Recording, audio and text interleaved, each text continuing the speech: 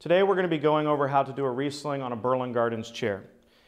If you've had familiarity with aluminum furniture from other manufacturers, our re-sling process is extremely similar. However, for those of you that don't know, we will be going over the process and how to properly do this procedure. The tools needed for this job will be a spreader bar. There are many different spreader bars on the market. This is one Berlin Gardens highly recommends. It is used in two steps. It is used to take the spreader bar of the chair off and to put the spreader bar back on. You will also need a box cutter and a flathead screwdriver. The box cutter is used to cut the excess molding from the sling, also called cording, and the flathead screwdriver will be used to take off your end caps. You will also need a 7/16 wrench or ratchet to take off your bolts and to put back on your bolts. This tool here is not absolutely necessary, but will help you not struggle pulling this sling through the rail. It is basically used to clamp on without damaging the sling and guide you to pull the sling through the track. The last thing you will need is some lubricant. We recommend food-grade silicone. You can use soap and water or any other lubricant, but with food-grade silicone, we tend to find it gives the best results. The first step in re-slinging a chair is to remove the old sling. Now, for some unique reason you wanted to keep the old sling, you could take the bolts out and remove the spreader bar. But in 99% of circumstances, you're going to want to remove the old sling the easy way, by using a box cutter. You can just come right here in the chair, slice right down the middle. Your spreader bar will fall out. That's going to happen. Come all the way to the top. And when you get to the top, you want to be careful when you get to your top spreader bar to not damage it. So cut upwards. Then when you come to the bottom, finish your cut, and now your sling is cut. The next portion you will do after your sling is cut is you're going to go ahead and draw your attention to the back side of the chair. Unlike the lower spreader bar, which will pretty much always fall out when cutting the chair, this will have to take a little bit of pressure to remove. If it takes more than a little bit of pressure, you're more than welcome to use your spreader bar, which we will explain later in the video. The next step is going to be to remove your end caps. You're going to use your flathead screwdriver and be very gentle. Come in from the top where you already have the sling rail opening and slowly pry away from the chair. This should not be difficult to take out as these are fairly new chairs. If you do have a chair that's very old and this has become brittle and deteriorated, you can use a little more force, but be careful not to damage the powder coating.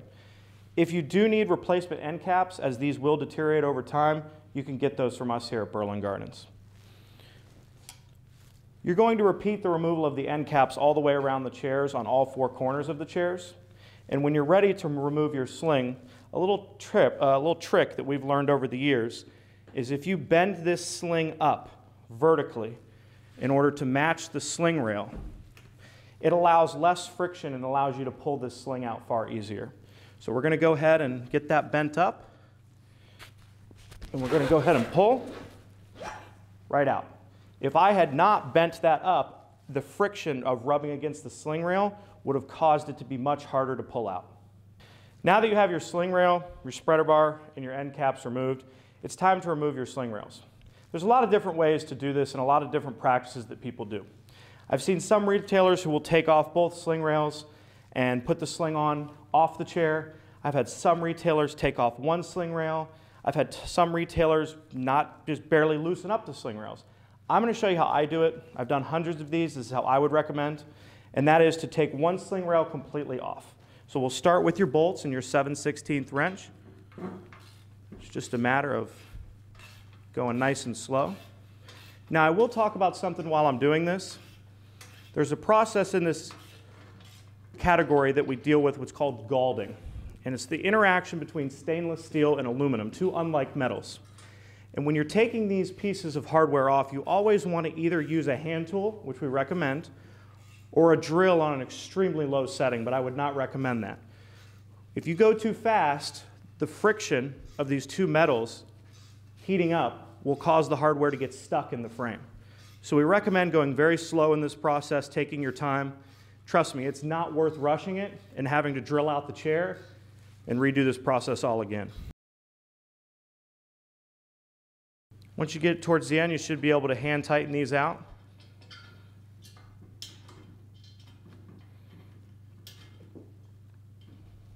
Every now and then you got to get your tool going again. That's embarrassing.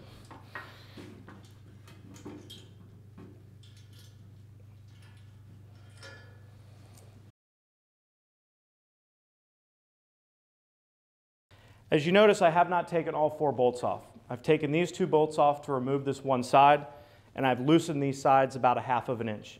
You really don't want to go more than 1/2 of an inch because you want the strength of the bolts, as you'll see soon when we slide the sling rail into the sling.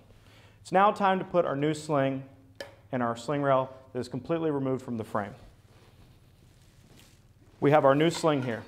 A little trick that I've learned over the years is that if you warm up this sling a little bit, it makes it a lot easier to work with. Where I live in Florida, that's simply leaving it out in the sun. If you're somewhere up north, maybe next to a small heater or in front of your any hot thing. I would not put it in an oven. We're just talking about getting it up to 90, 95 degrees, somewhere around that. The most important thing when you're reslinging is to make sure you put the sling on right. You wouldn't want to put your shirt on inside out. So you always want to check that the stitching, or in this case the welding, is on the back side of the chair. So you want the nice smooth side to be facing out.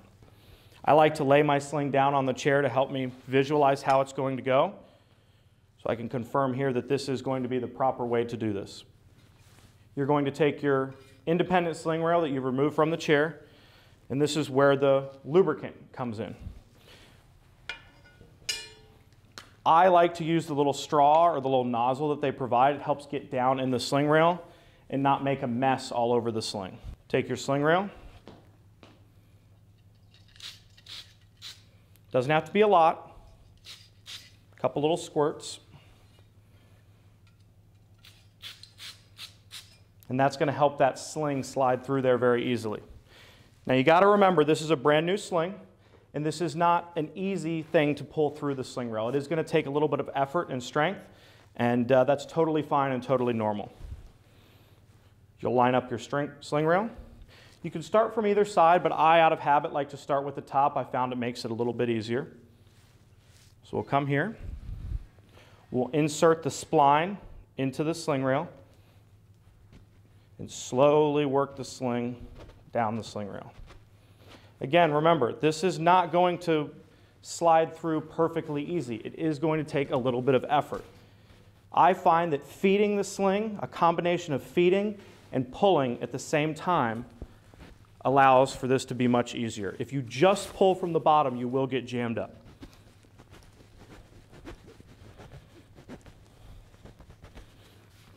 Got a little bit more distance to go there. I'm going to pull a little bit from the bottom. A little bit too far, we pull back, it's no problem. Okay, so we're lined up here at the top, and we're a little bit shallow on the bottom, and you can tell that because we got a little bunching here. So we'll kind of just work this in, kind of pull it out, and we're pretty good. We got about 1/4 of an inch here and 1/4 of an inch here. We can fine tune and adjust this when it's back on the chair, but for now you just want to be within 1/2 of an inch here and 1/2 of an inch here. You'll never get it perfect until you get it on the chair and can really fine tune. The next step we're going to do is repeat the same process we did to the other side. This is why I like this method, because you have one sling rail already done where you didn't have to fight with the chair, and now you're just able to slide this into the other side of the chair. We'll repeat the silicone. One trick is to get a lot of silicone in this bend. This bend is your kink point. This is where it's always going to want to jam up. So a little bit more in the corner is always helpful. Now that you have that done,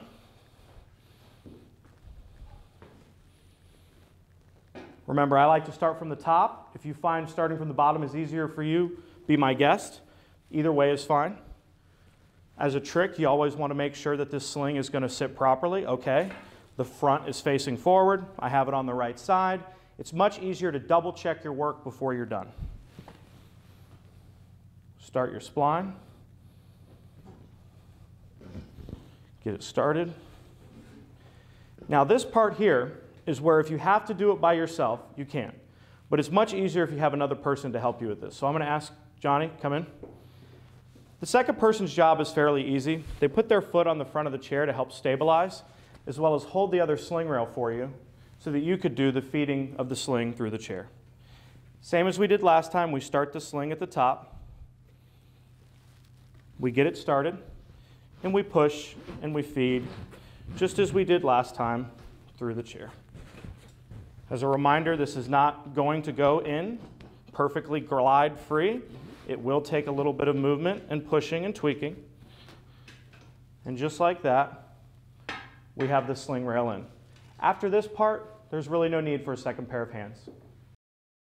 After you have your sling and both sides of your sling rail, it's time to reattach your bolts to your frame. Now remember from earlier, we left these about a 1/2 inch loose. So we will want to tighten these to about a 1/2 inch loose, make our adjustments to the sling, and move from there. Real simple to put your bolts back in. You're going to follow the same process that we did to take them out in reverse. Take your bolt, make sure it has your washer and your lock washer too as well. You're going to need both of those. Line up the holes to where it's going to go in.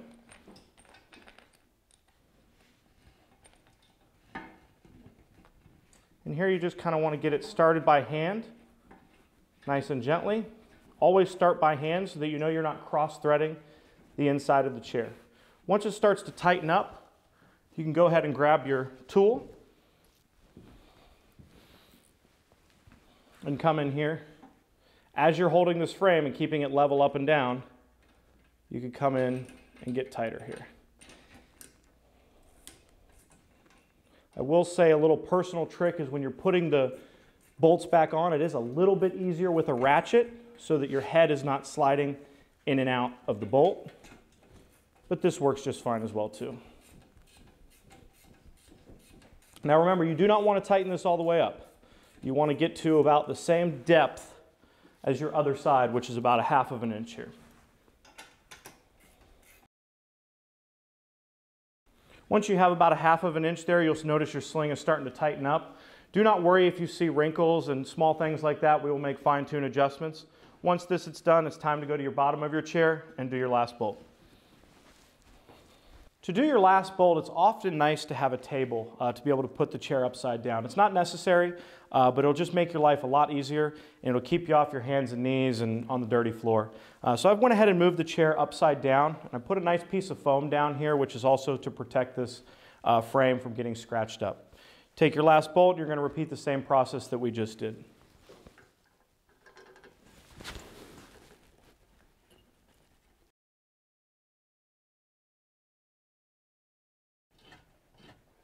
Just another reminder to always start by hand, so you make sure you're starting it straight inside the frame.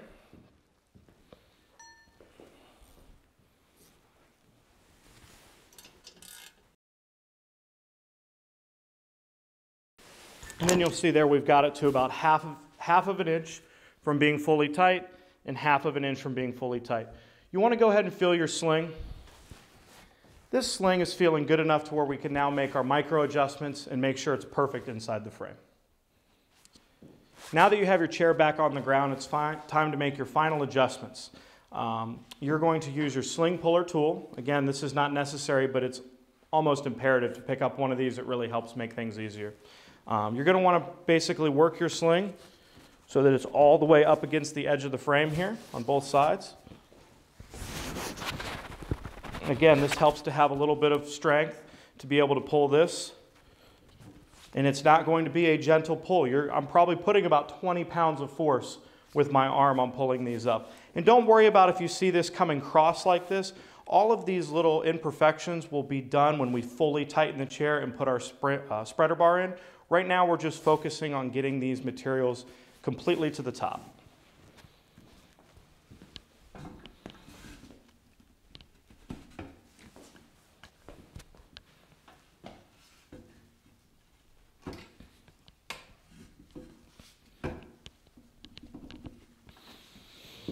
Okay, we have a perfect example here, and I'm glad that this happened.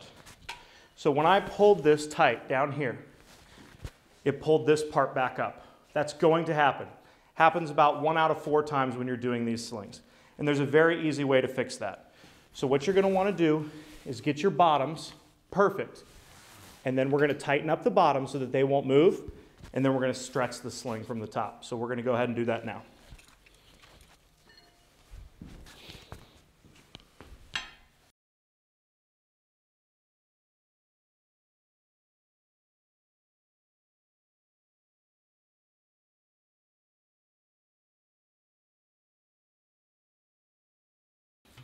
Similar to putting lug nuts on a car, you don't want to tighten one side all the way down. You want to work your way back and forth on these. Now that the bottom is tight, we will be able to pull these up and get these to perfect and move on to our next step. See. Now that you've made your final adjustments up top and down bottom, you can go ahead and tighten up your top 2 bolts for your last time.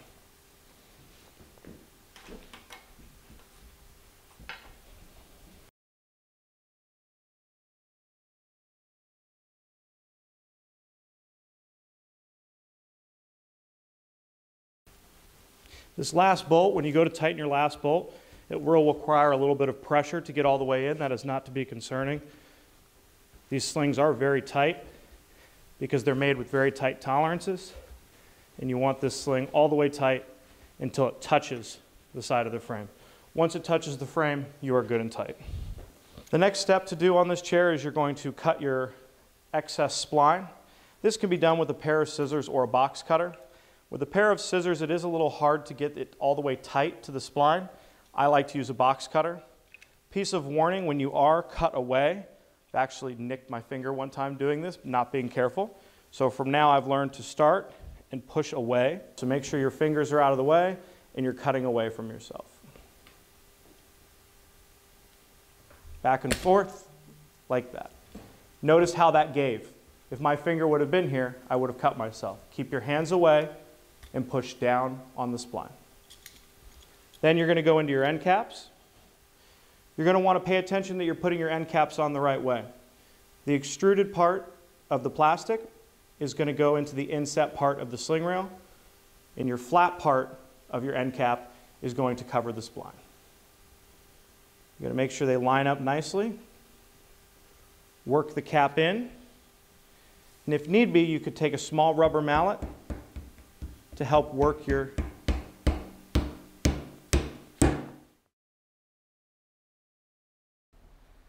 Our final step is to add the spreader bar onto the sling rails using our spreader bar tool. Place the spreader bar in between both sling rails as so, and go ahead and tighten up your spreader bar tool so that it is firmly within the sling rails, allowing it not to fall out. Once your spreader bar is placed inside the sling rails, you want to grab your spreader bar and briefly insert it into one side of the sling rails, visually measuring how far you need to open up the sling rails to be able to slide the spreader bar into both holes. This may take 1 or 2 attempts as you want to go slowly and not move quickly to open the spreader bar. Slowly keep tightening until you're able to slide the spreader bar into both holes. Once the spreader bar is inserted, you can slowly release the spreader bar tool and remove from the chair. Now your spreader bar is firmly inside each hole, keeping the top of the chair spread perfectly across. When you're done reslinging your Berlin Gardens chair, there's a couple things to not only check, but a couple things you should know if you have slight issues. The first thing to check is that your sling rail is touching your frame in all 4 corners. If it is not, you may want to tighten this up a little bit. You'll also want to check in this area right here. This area is notorious for, even when done properly, still having a small wrinkle or blemish. If this small wrinkle or blemish is not bigger than a penny in thickness or very obtrusive to the eye, you can also take a small heat gun and apply heat to get these wrinkles out. In Florida, we'll just put it outside in the sun, but a heat gun will work as well too.